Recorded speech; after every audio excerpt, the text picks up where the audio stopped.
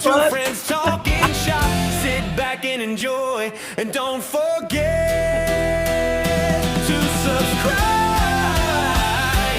Rachel and Miller, hey, hey, Real Estate Podcast. That's us. You're Rachel, That's I'm Miller, us. and this is our podcast.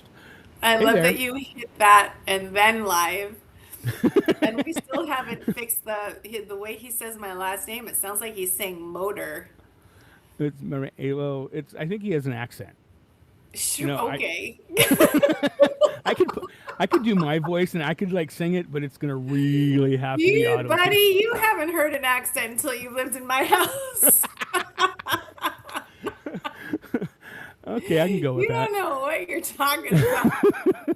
We should have Mark record it. Before we get too far into deep, I'm speaking good English today. More better. More gooder English. Yes. Do you have our disclaimer handy? If not, I'll let you read it because I don't have Let mine me handy. see. My eyes are getting worser and worser. We're batting 1,000 right now. I swear I'm gonna get my eyes fixed before the end of the year. Welcome to the Rachel and Mr. Miller podcast, where we discuss real estate, real life, and occasionally things we probably shouldn't. We're pros in the buying and selling of professional real estate, but nothing you hear here is legal, financial, or professional advice outside of our licensed wheelhouse. I know you also like to say that listening to this podcast does not in any way create any agency or relationship. I winged that part. I Oh. winged it, and I'm not done. We're just two people talking. Proceed accordingly. So there you have it. Now I'll do it. For our studio audience, and lots of people watching and listening. Wow, we got an Oprah crowd out there. We do. We have a lot That's of like a listeners. full-on Oprah crowd. Hey, quiet down there, folks. Hey, Holy we're trying to do a smokes. show here. Trying to do a show here. Wow. Yeah. Yeah. Stop. Just Yeah, stop. just quiet it No, down. please, Just quiet it down. Please, just stop. So, Rich, we have both had a very busy week, and It's been it's insane. just yes, it's late night calls and texts going, huh? What? Oh my! But we're not going to go into that today. We started last week talking about HOAs, and 2 weeks ago, it's- we weren't on last week. I had to dip last week. Oh yeah, was that 2 weeks ago? That was last week. Yeah, we were dark last week. Oh yeah, so 2 weeks ago we started talking about HOAs. Yes. And I'm going to say that we were like spearheading this whole HOA thing. Is after our podcast, I started seeing it at other locations and other things going on all around the country with HOAs. Uh-oh. Rachel's Moreno's device is struggling. Your device is struggling. I think I can. Yeah. I think I can. I think welcome I can. I to think I can. welcome to my world. I think it's the heat, and then it'll be the cold, and then it'll be the wind. Right. And you don't even live in the desert. Yes. I just got an alert that there's lightning in Trona. Oh my I'm gonna gosh. make this go away. Go away. Pink. There. So yes, we were kind of like a little bit ahead, and then people started talking, and everyone's caught up in terms of HOA and funding. There's a lot of information, and what like I said, we spearheaded this. It feels like on social media, is there are so many changes afoot. There are going to be agents that are not up to speed, and it's going to really slow things down and cause some chaos. I'm happy to say the 4 or 5 different escrow companies I've spoken to are up to speed and know what's going on.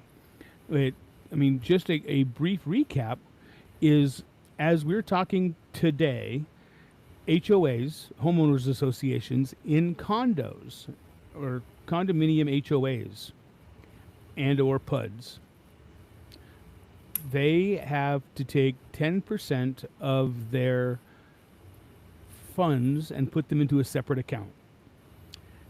Starting in January, they have to take 15% of their funds and put it into a separate account.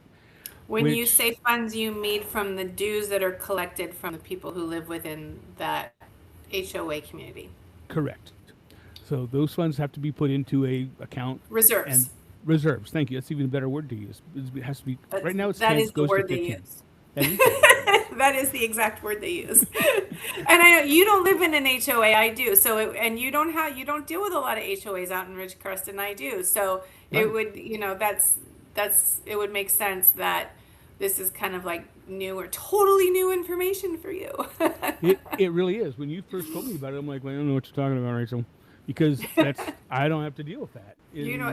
Lucky you. Yay me, yay me. And by the way, we are in season 2, episode 27. Season 2, episode 27. There, I just put that in. Okay, there you Season go. 2, episode 27. Yeah, when you brought that up to me, I'm like, I don't know what you're talking about, and I did some more checking, and I have HOAs here in town. However, none of them are condos. Okay. Totally off track, but I also found out the other day that in Ridgecrest we have not had a standard build apartment complex since 1987. Okay. I mean, thought Yes, I thought that was interesting. that makes sense. I mean, out here in our area, we probably haven't had apartments built since late 70s. Up until recently, we have a lot of new buildings coming out, and some will be apartments. But I would say that it would be a fair statement, and not one that I've researched, but I've just been out here a really long time, and I'm a TO dinosaur, and I would say that most of our apartments out here were built in the late mid 70s to, gosh, if there's anything out here early 80s, I'd be surprised. But we do have new builds going now for sure, and those will be leases and apartments.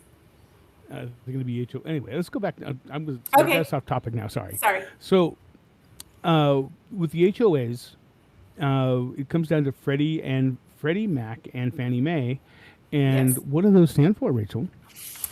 Well, they're sort of kind of like little nicknames. So, Fannie Mae is the Federal National Mortgage Association, which was created back in 1938.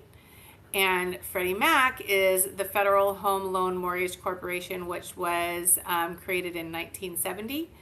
And these organizations they're government sponsored enterprises. They're not necessarily government agencies like you would think of like the IRS. But they carry implied government guarantee. So they are government-backed loans, but they are not necessarily government. The funds don't necessarily specifically come from government funds, which obviously would be like taxpayer dollars. Does that make sense? It does, and I think I've only heard that full description once in my whole career. So When you were does it- studying for your real estate license? pretty much, yes. It's funny is we all have to go take these really long, intensive tests, and it turns out that very little of it ever really comes into play. I will say that the continuing education is actually more valuable than the test itself. And that's usually the case, and sometimes that's because you're already like in the saddle, and you just understand it better because Right. you've been, experiencing it. Speaking of that, I don't know if we talked about it, and I want you to get your little applause button going. You're frozen, but I want your little finger to hover over that little applause button because I want you to know that I did submit and I am relicensed, and I cannot believe that I have completed 4 years. It's crazy. It goes by really fast.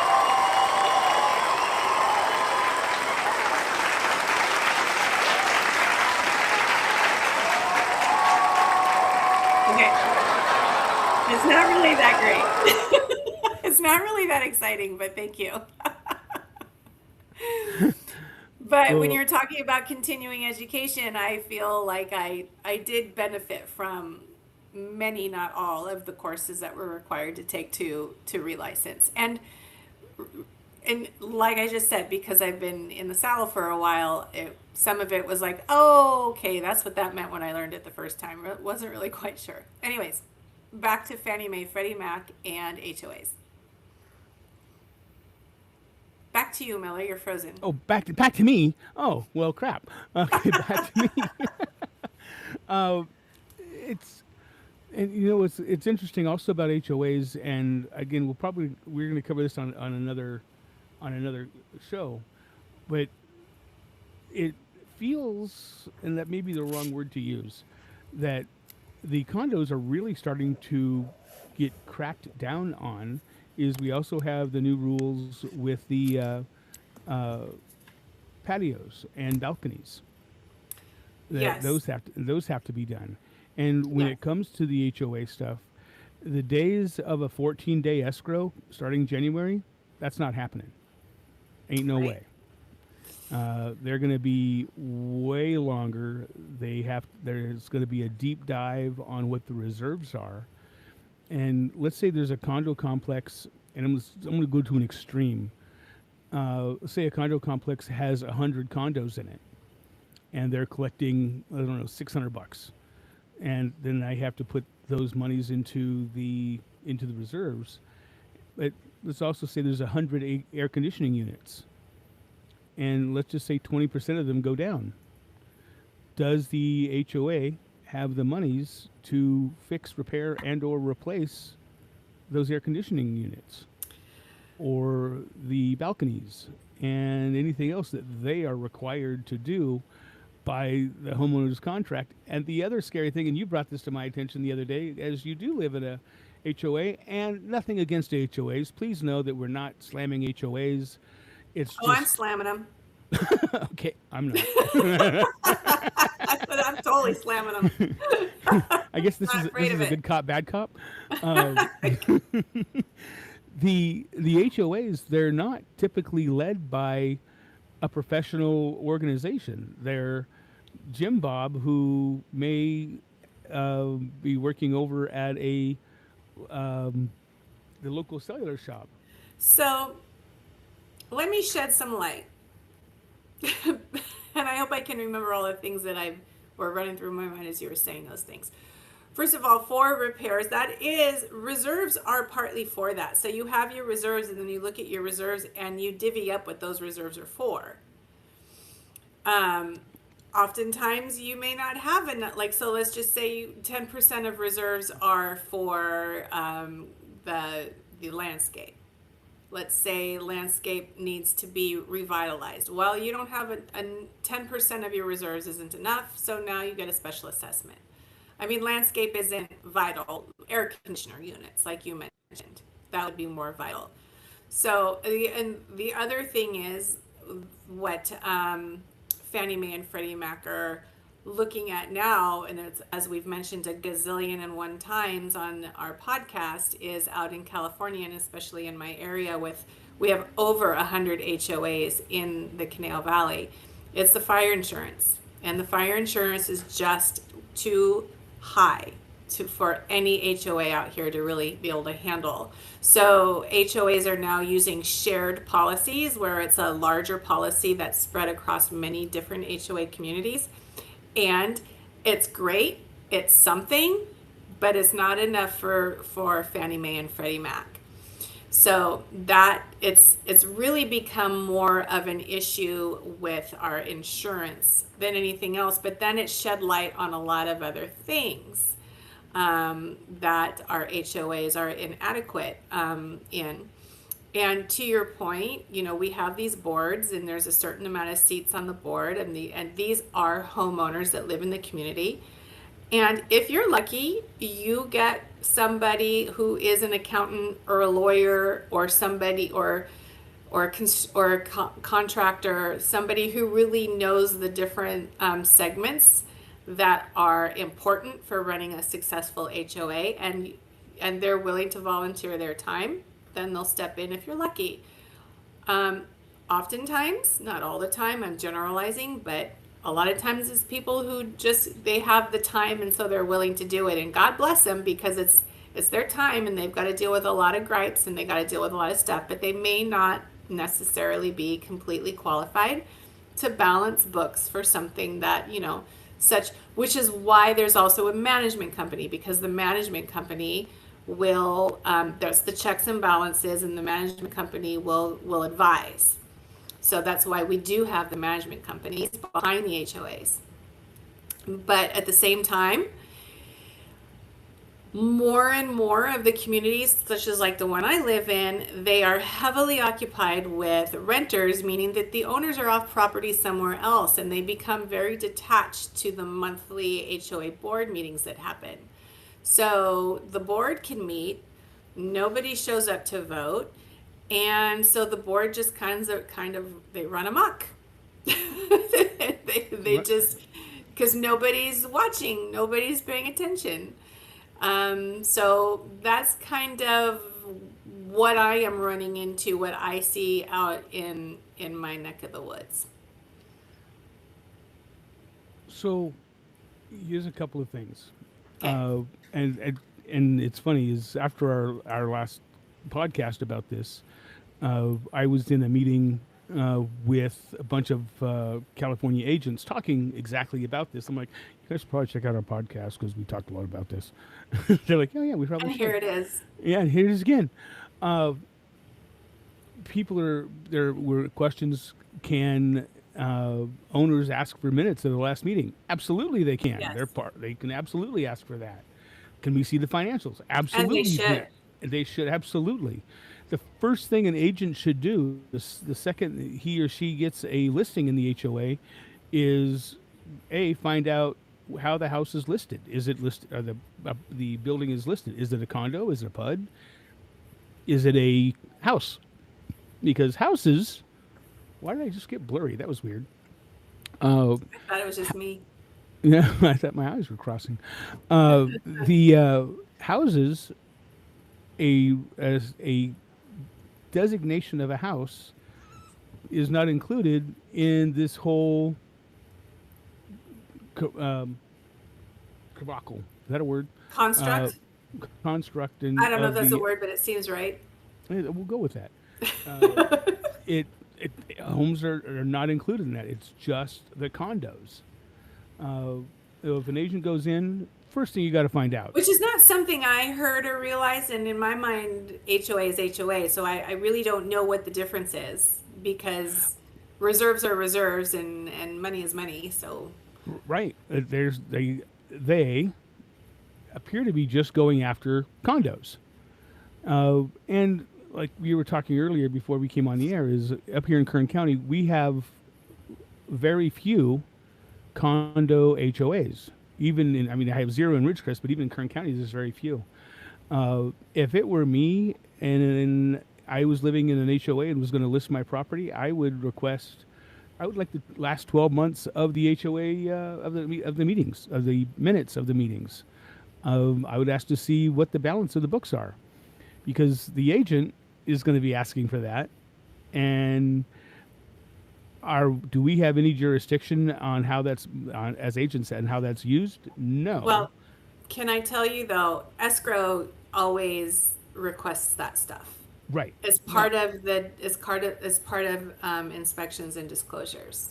Right. I would just try to get that way ahead of time to try to get in front of anything, because the last thing we want to do is get this information, because a lot of times, and we just mentioned it a few minutes ago, the people who are running the HOAs, this is typically not their number one priority.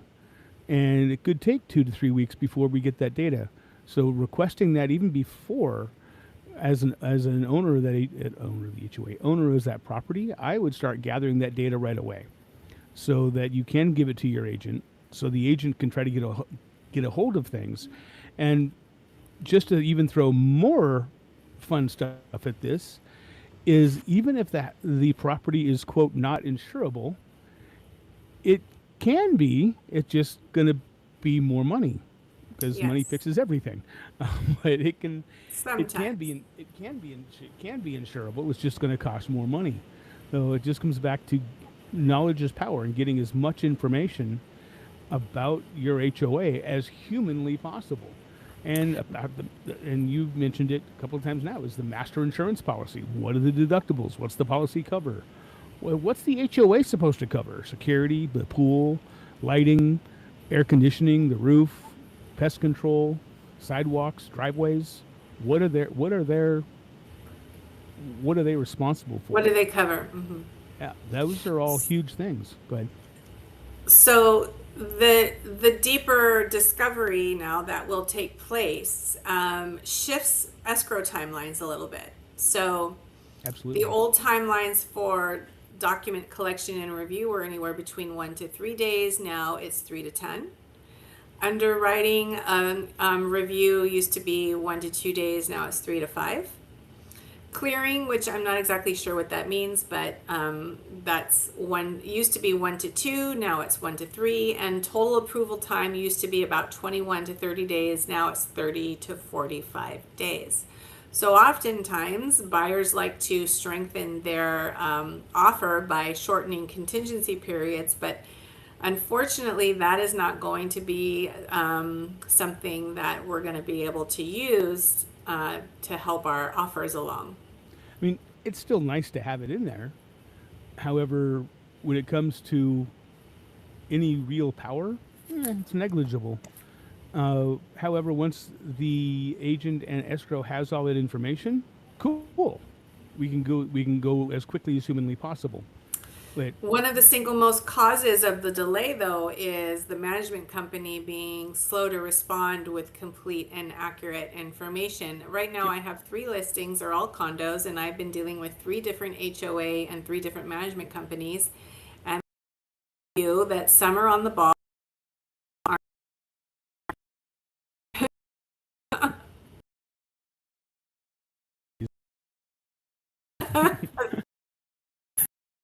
go with my desert, my desert palaces. Yeah. Hush, Well, let's move hush away you. from this topic for a minute because I want to talk to Landman Scott Miller, Mr. Scott Miller, Landman. Miller, Yeah. Mr. Miller, how many land listings do you have right now? Look at, I'm a landman. I got a tractor. Vroom, vroom. Vroom. Oh wait, I don't think they go. Okay, I'll put him back. How many land listings do you have going right now? 1, 2, 3, 4, 5, 6. What's going on? And I'm maybe getting more. I just talked to one of my sellers who told I me she has. swear, I'm going to call you Landman Miller. I have had to do some modifications to how I'm doing my listings, which was really weird for me. Is just so we're clear, typically on land, and this is not a rule, it's just what happens typically. Typically, agents who do land do 10% of the selling price. Well, Because everything in real estate is negotiable. absolutely correct. uh, I have 2 land deals I'm working on right now where I was going to do substantially less than 10%. And I looked, I'm like, oh, it's a lot of work. Man, how am I doing? There are people, and I had this conversation with some other agents the other day, that they do a minimum transaction amount. And I had to really think about that. As a customer myself, I'm like, a minimum. And of course, obviously that's negotiable. But I decided for a lot of these land deals, they're small properties. They're $5,000 properties and in the desert. And they may not move very quickly. There was one I looked at the other day. It was down in the Imperial Valley. They wanted to list a property. I'm like, okay. And I did some due diligence. There were 408 land property listings in the Imperial Valley. Oh my gosh. 408. Do you recall like how long those listings have been on the market? Hundreds of days. Oh my gosh. And I said to my seller, I'm like, do you just want to sit on it or do you want to sell it? Well, I'd like to sell it. Okay.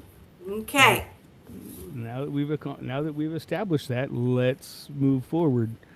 So I gave him a 30-day idea, and she's like, "Oh, well, maybe that's not what I had in mind." Okay, Yeah, they want to sell it until they realize what it means. right. And it's all about the conversation. I have 3 or 4. What do I have? 1, 2, 3, 4 in Trona they're just. I have a 2.5 acre plot of land down there. I have another 5 acre plot. They're relatively inexpensive. Inexpensive is a relative term, but they're under $10,000. and after everything's all said and done, they end up putting $4,000 or $5,000 in their pocket after the fees, not just and I hate using the word fees, but that's what it is. And it's not the sales fees; it's governmental transaction fees, and the buyer's agent compensation, the seller agent compensation. Oh, it's like, if they want to sell it, we have to sell it appropriately. Right. Need to list it appropriately. Right, exactly. Yeah, that's what it really boils down to. It's a very interesting transaction. There's one lady I was just talking to. She has 58 land properties that she wants me to look at, and I'm like, wow, that's a lot of properties. Toledo. Did you market yourself as Landman Miller? I have not yet. Yet. I think I'm gonna. I get 0.1%. Yes, I'm gonna even have another tractor. See, I think they saw my tractors that I have. I want one of these. I can just. So my husband loves land. You should send him some of your better. Vroom vroom. Okay, Miller. So rapid fire real estate edition. Oh, for you. Some are real estate and some are not. Number one is not. And I'm wondering if I don't think I know the answer to this one. Okay. Coffee or wine? Depends on time of day. Yes. That depends. Wine in the morning and coffee at night. Yes. I can wine really well though. Oh, Rachel. Have you ever had coffee beer coffee? That sounds so good. It sounds very bitter to me. It's good. Okay, open house or private showing? Open house. In this market, would you rather be buying or selling? Ooh, that is a good question. Selling. Okay, dream home is on the beach or in the mountains? Mountains. Fixer-upper or turnkey? Is depends an answer? I guess it is. Maybe, I've done the fixer-upper. I'm ready to turn the key. I like turnkey, but I like a light fixer. But I was going to do the light fixing here, and look, I haven't done that yet. No light fixing going on. Big yard, big backyard, or an amazing kitchen? Big backyard. Pool or no pool? Pool. Definitely. Modern or traditional? Traditional. Tiny house in a great neighborhood, huge house in an okay neighborhood? Meh. How big is tiny? Moving on. What's your favorite part of being a realtor? My favorite part of being a realtor is helping somebody get to where they want to be. Okay. Whether it's selling their house or finding their dream house or downsizing or upsizing. I met somebody yesterday who had the exact same size house they were looking at. It was just designed differently, and it sounds like they're going to put an offer in on it. I was like, wow, okay. Yeah. This next question is definitely for you, and I'm you're either going to have to think about it or something's going to come to mind right away. The craziest thing you've seen at a house, because I know you've seen some shit, Miller. I know you've seen some crazy stuff out there. Just recently, you sent me a picture of something you came across in one of your houses. When you asked me that question, the first thing that came to mind was a house that going down the stairs, I probably have a picture of it somewhere, going down the stairs, above the stairs about 12 feet was cabinets. I'm like, what are those for? And how do you get to them? I was like, that's just weird. I don't get that. And it was like 4 cabinets. I was like, did the house grow and they shrank? I don't know how that worked. I've also found a skull in a house. Does that count? That's the one. Yeah. I was in a house that had been repossessed.